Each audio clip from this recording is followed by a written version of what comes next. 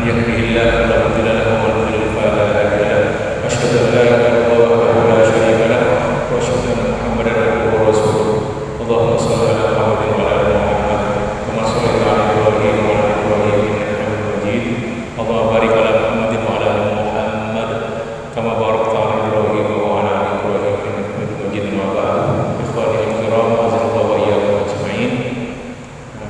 Maaf untuk nomor tanda kiamat yang ke-26, 27, 28 kami sengaja ulang lagi demi untuk kepentingan dakwah lewat media sosial YouTube, jadi biar bersambung nomornya. Bismillahirrahmanirrahim. Berkata Syekh Dr. Muhammad bin Rahman Al-Arifi, tanda kiamat yang nomor 26 yaitu syahadatuz zur, bersaksi palsu. Bersaksi palsu artinya seseorang jadi saksi untuk suatu perkara atas orang lain dan dia itu bersumpah atau berjanji dalam perkara itu dengan sumpah palsu. Jadi dusta, dan itu termasuk dosa besar. Dalam satu hadis sahih Rasulullah sallallahu alaihi wasallam bersabda, "Ala unabbiukum bi akbaril kabair." Tidakkah aku beritahu kepadamu dengan paling besarnya dosa besar? Akbar al-kabair. Sampai 3 kali Rasulullah mengucapkan hal tersebut. Ala unabbiukum bi akbaril kabair. Ala unabbiukum bi akbaril kabair. Qalu, berkata para sahabat, bala ya Rasulullah. Ya wahai Rasulullah. Qala, apa jawaban Rasulullah? Al-isyraku billah, menyekutukan Allah, wa uququl walidain, dan durhaka kepada kedua orang tua. Kemudian Rasulullah duduk, wa kana muttaqian, dan beliau itu terus bersandar. Faqala ala wa qauluz zur. Ingatlah, dosa besar juga, di antara paling besarnya dosa besar adalah bersumpah palsu, wa qauluz zur, atau bersaksi palsu. Dan merebaknya sumpah palsu ini termasuk tanda-tanda kiamat, seperti yang sudah kita baca hadisnya di beberapa waktu yang lalu. Di antaranya sabda Rasulullah sallallahu alaihi wasallam, inna baina yaday as-sa'ah, sesungguhnya di depan hari kiamat, maksudnya di antara tanda-tanda kiamat disebutkan beberapa hal. Wa dzakara minha, Rasulullah menyebutkan di antaranya wa syahadatuz zur, dan sumpah palsu atau saksi palsu. Syekh Al-Arifi berkata bahwasanya persaksian palsu ini tidak khusus yang terjadi di depan mahkamah atau di dalam pengadilan, di depan hakim, tidak, tapi umum. Jadi istilah syahadatuz zur ini umum, bukan harus ada perkaranya sudah masuk ke hakiman, di pengadilan, tidak. Persaksian antara satu orang dengan orang lain, apa di pasar, di kantor-kantor, di CV-CV, di syarikat-syarikat, itu termasuk juga saksi palsu. Atau persaksian palsu juga bisa terjadi di sekolah-sekolah perguruan tinggi. Apa itu, seperti apa? Memalsukan ijazah, itu juga termasuk syahadatuz zur. Memalsukan surat keterangan, itu juga syahadatuz zur. Kemudian beliau menukil satu hadis, yaitu sabda Rasulullah tentang sumpah palsu ini. Dalam sabda Rasulullah alaihi salatu wassalam, man iqtata'a haqqa mali muslimin, barang siapa memotong hak harta seorang muslim, maksudnya mengambil hak, itu kata memotong, biyaminin kadibatin, dengan sumpah palsu, laqi Allah, maka dia kelak akan bertemu dengan Allah, wa huwa alaihi wadbanu, dan Allah akan murka kepadanya. Kemudian Rasulullah membaca satu ayat, a'udzu billahi minasyaitonir rajim, innal ladzina yashtaruna bi ahdillahi wa aymanihim thamanan qalilan ulaika la khalaqa lahum fil akhirati wa la yukallimuhumullah. Sesungguhnya orang-orang yang menukar janjinya dengan Allah, jadi berjanji tapi ditukar janjinya dengan janji yang palsu, maksudnya tidak menepati janji kepada Allah. Wa aimanihim, dan sumpah-sumpah mereka, bi aimanihim maksudnya, jadi bersumpah samanan qalilan, dengan harga yang murah, maksudnya tidak sesuai, dihargai dengan harga murah sumpahnya itu, ini sumpah palsu, dusta. Ulaika la khalaqa lahum, mereka itulah tidak dapat bagian bagi mereka pahala kelak fil akhirah, di akhirat. Wala yukallimuhumullah, dan Allah tidak akan menyapa mereka. Kemudian ada juga satu hadis dari Abu Umamah Al-Bahili radhiyallahu anhu, bahwasanya Rasulullah sallallahu alaihi wasallam bersabda, "Man iqtata'a haqqa mri'in muslimin," barang siapa yang mengambil hak orang muslim lainnya, biyaminihi, dengan sumpahnya, ini dengan sumpah palsunya, dengan sumpah dustanya, faqad aujaballahu lahun narah wa harrama alaihil jannata, maka Allah mewajibkan bagi orang tersebut masuk neraka dan mengharamkan atasnya surga. Faqala lahu rajulun, berkata salah seorang sahabat, wa in kana syai'an yasiran ya Rasulullah, walaupun itu yang diambil itu sedikit sekali Rasulullah. Qala wa in kana qadiban min arakin, walaupun yang diambil itu haknya orang muslim itu berupa apa? Sepotong kayu arak. Kayu arak ini kayu siwak. Nah, jadi apa namanya, tipenya tipe arak gitu kan. Jadi arak. Jadi kalau jati itu jati ini yang macam-macam, jati emas, jati ini. Lah ini arak ini kayu siwak yang terbaik. Nah, seperti dalam hadis Rasulullah itu disebutkan, kalau kamu pakai siwak, maka pakailah siwak arak. Kalau masalah celak, Rasulullah mengatakan itu ada celak yang terbaik, itu apa gitu kan, ada celak untuk kayu siwak itu namanya kayunya arak. Nah, baik, kita lanjutkan ke nomor 27. Kitmanu syahadatil haq. Ini beda dengan yang tadi. Kalau tadi syahadatuz zur yang nomor 26 itu bersumpah palsu, jadi dusta. Kalau ini enggak, ini tahu kebenaran tapi tidak disampaikan, ditutup-tutupi. Itu makna kitmanu syahadatil haq. Dia tahu enggak, saya tidak tahu. Dia depan hakim. Kalau tadi enggak, memang palsu, yang disampaikan adalah palsu memang. Ya, dusta. Kalau ini enggak, yang kebenaran ditutupi. Terus dalam satu hadis ada perintah Rasulullah alaihi salatu wassalam, unsur akhaka zaliman aw madluman, bantulah, tolonglah saudara kamu dalam keadaan dia menzalimi atau terzalimi. Bertanya sahabat, ya Rasulullah, kalau yang mazlum jelas kita tolong, yang terzalimi, yang teraniaya, gimana kami menolong orang yang menzalim, yang menganiaya? Apa kata Rasulullah? Ruddahu an dzulmi, kuffahu an dzulmihi. Tahan dia, jangan sampai melakukan kezaliman. Itu kita membantu orang yang zalim.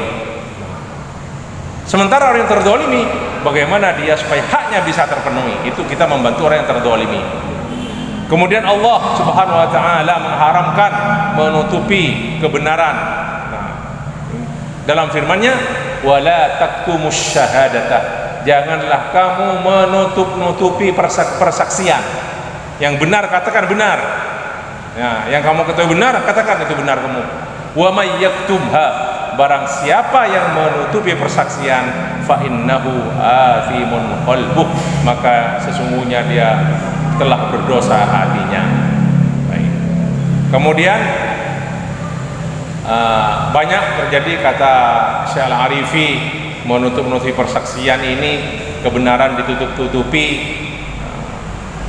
yang dia lihat dikatakan tidak melihat dan sebagainya. Juga disampaikan dalam hadis, juga dalam hadis beberapa hari yang sudah kita baca tanda-tandanya itu, diantaranya inna baina yaday as-sa'ah, diantara atau di hadapan di hadapan hari kiamat, tanda-tanda hari kiamat, diantaranya wa kitman syahadatil haq, yaitu menutupi persaksian terhadap suatu kebenaran.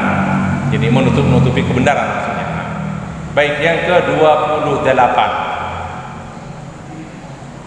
zuhurul jahli, munculnya, tersebarnya kebodohan. Kebodohan di sini artinya kebodohan terhadap agama, bukan kebodohan terhadap dunia, bukan. Kebodohan tentang agama, tentang syariat. Allah Subhanahu wa taala memerintahkan Rasulnya Nabi Muhammad sallallahu alaihi wasallam dalam sabdanya, wa qur rabbi zidni ilma, dan katakanlah Muhammad, Rabbi, wahai Tuhanku, wahai Rabbku, tambahlah aku ilmu. Rasulullah tidak diperintahkan wa qur rabbi zidni malan, tidak, tambah aku harta, enggak. Maka Rasulullah adalah seorang yang banyak belajar, diajari oleh malaikat Jibril, dan beliau juga mengajari ilmunya kepada, mentransfer ilmunya kepada umatnya. Rasulullah membenci kebodohan. Dalam salah satu sabda beliau, ini saya ulangi, mungkin ada ikhwan yang ikut karena ini permintaan dari Kesergasi, hanya supaya dakwah lewat media sosial YouTube itu biar beruntun. Jadi saya ulangi lagi, nomor 26, 27, 28 saya ulangi lagi. Karena tidak terekam yang 2 hari yang lalu. Innallaha yubghidu kulla ja'dhariyin. Sesungguhnya Allah sangat membenci setiap orang yang al-ghalid fi tab'i, yang kasar perangainya. Itu namanya ja'dhari. Ini kata-kata kalimat dalam bahasa Arab yang qalilatul istimal, sedikit disebutkan, nadiratul istimal. Jawazin, pakai dha, jawazin, itu yang banyak makan, kerjanya hanya makan saja. Sakhabun fil aswaq, suka berteriak-teriak di pasar. Waktu-waktu regan di pasar, fil aswaq. Jifatin bil laili, di malam hari dia seperti bangkai, udah tidak pernah sholat malam, tidak apa, tidur aja seperti bangkai. Himarin bin nahar, yaitu menjadi himar di waktu siang hari dengan suaranya, maksudnya yang tadi itu juga sakhafil aswaq. Waghdud min sautik, firman Allah dalam Al-Quran, inna ankaral aswati la sautul hamir, rendahkanlah suaramu, sesungguhnya sejelek-jeleknya suara adalah suara himar. Antum kalau mendengar suara himar betul-betul memekakkan telinga, betul. Alimin bi amri dunia, ini di sini anunya, alimin bi amri dunia, dia alim pandai dalam urusan dunia, jahilin bi amril akhirah, tapi bodoh dalam urusan akhirat, maksudnya dalam urusan agama. Disebutkan juga dalam hadis yang saya singgung tadi itu, inna baina sa'ah la ayyaman, sesungguhnya di depan hari kiamat, maksudnya tanda-tanda hari kiamat, ada beberapa hari, yaitu di mana pada hari-hari itu adalah yurfa'u fihal ilmu, pada hari itu ilmu apa? Agama diangkat. Wa yanzilu fihal jahlu, dan turun, tersebar pada hari itu, hari-hari itu kebodohan terhadap agama. Wa fi riwayatin, dalam satu riwayat disebutkan, inna baina yaday as-sa'ati la ayyaman yurfa'u fihal ilmu wa yafshu fihal jahlu, sesungguhnya di antara di depan hari kiamat ada beberapa hari di mana pada hari-hari itu diangkat ilmu, yakni ilmu syar'i, ilmu syariat, wa yafshu, dan tersebar, merebak kebodohan terhadap agama. Wa qala alaihi salatu wassalam, ya'ti 'alan nasi, akan datang nanti pada manusia zamanun, suatu zaman, la yudra fihi ma salatun wa ma siyamun wa ma zakatun. Akan datang suatu zaman di mana pada hari itu, pada zaman itu, orang-orang sudah tidak tahu apa itu sholat, apa itu sholat, wa ma siyamun, apa itu puasa, wa ma shadaqatun, apa itu sedekah, apa itu zakat. Ikhwani fillah, Asy-Syaikh Al-Arifi menimpali atau mengomentari hadis-hadis tersebut dengan kata-kata beliau, barang siapa yang memperhatikan keadaan manusia saat ini, di akhir zaman ini, di negara-negara Islam, bukan di negara kafir, karena kan tanda-tandanya itu kan di negara Islam. Kalau orang kafir sudah tidak tahu Islam gitu kan, dia pasti akan menemukan bahwasanya banyak orang-orang yang hanya sibuk dan pandai, banyak mencari ilmu, tapi hanya yang berkenaan dengan kehidupan dan maslahat dunia mereka. Itu kata beliau. Bagaimana mereka begitu mahir dalam ilmu-ilmu dunia, tentang dunia, tentang teknik, tentang komputer, tentang Android dan sebagainya, tentang semua yang berkenaan dengan dunia, mobil dan sebagainya, kata beliau.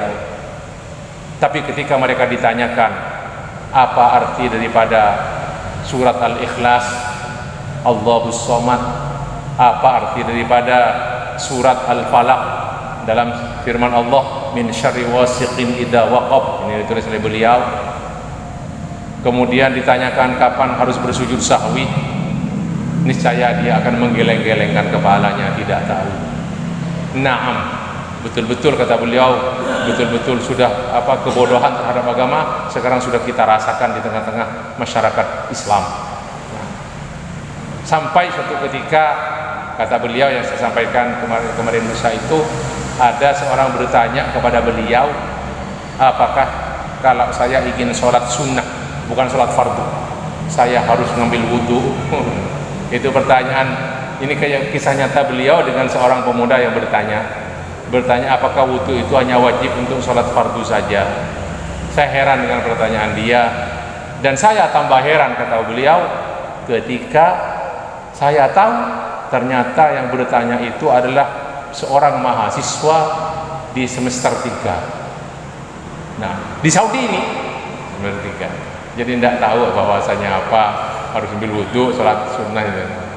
Terus dan banyak lagi contoh-contoh yang kata beliau. Nah, bodohnya orang-orang terhadap hukum-hukum perceraian, hukum pernikahan, jual beli dan lain-lainnya yang itu sangat dibutuhkan dalam kehidupan. Saya memberi contoh berantum, masalah pernikahan ini, kita nikah dengan pasangan kita itu kan seumur hidup sampai kita mati, atau salah satu kita mati atau kedua-duanya mati. Bisa seumur hidup sampai kedua-duanya mati, bisa kadang-kadang kan. Nah, banyak peristiwa mati kedua-duanya. Nah, kita punya anak, punya cucu, tapi banyak tentang pernikahan saja kita nggak tahu masalah. Bagaimana hukum ini, hukum perceraian terutama, banyak yang nggak tahu di antara kita itu. Terus saya beri contoh, sementara untuk haji saja yang hanya dilaksanakan 6 hari maksimal atau 4 hari minimal, kalau mau ikut dengan sunnah-sunnahnya sampai tuntas itu 6 hari, dari tanggal 8 sampai tanggal 13 Dzulhijjah. Kalau ikut yang wajib saja, mulai dari wukuf di Arafah sampai hari ke-12 Dzulhijjah, itu hanya 4 hari. Itu kadang-kadang penatarannya itu sampai 10 kali, bahkan sampai lebih. Praktek lagi langsung, mau tadi Ka'bah gimana, lempar jumroh gimana, wukufnya gimana, belum lagi teori-teori lainnya ketika ada di Mina, di Arafah, di Muzdalifah dan sebagainya. Itu sampai 10 kali penataran. Sementara untuk kawin saja udah, pokoknya sudah baca istighfar, sudah selesai di hadapan penghulu, baca syahadatain, langsung diangkat, udah selesai. Setelah itu apa yang terjadi sudah di tengah-tengah keluarga banyak tidak mereka ketahui tentang kehidupan berkeluarga. Nah, kemudian beliau mengatakan, itu semua kata beliau, saya kira karena terlalu banyak kita itu disibukkan dengan kesibukan dunia, dan kita itu banyak meninggalkan majelis-majelis ilmu, majelis-majelis ta'lim. Kita tidak banyak membaca buku-buku agama, buku-buku syariat untuk mengetahui agama kita. Padahal yang ditanyakan kelak, apa itu madinukah?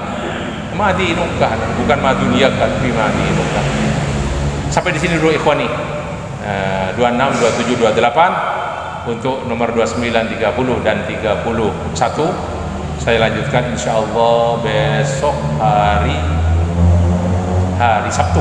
Besok pada lusa lagi, karena besok ada kajian di Pegendingan, kemudian hari Jumatnya ada buka bersama di Pamekasan. Jadi hari Sabtu insyaallah mudah-mudahan tidak ada halangan. Iya, yang nomor 29 itu di antara tanda kiamat itu banyaknya bakhil, munculnya bakhil, sifat bakhil, asyuk. Kemudian yang ke-30 itu putusnya tali silaturahim. Dan yang ke-31 sesuai urutan di kitab ini, yaitu jeleknya kita bertetangga. Demikian. Terima kasih dan mohon maaf. Mari kita akhiri qawli dan kafaratul majlis. Subhanakallah wa bihamdika asyhadu an la ilaha illa anta astaghfiruka wa atubu ilaik. Wassalamualaikum warahmatullahi wabarakatuh.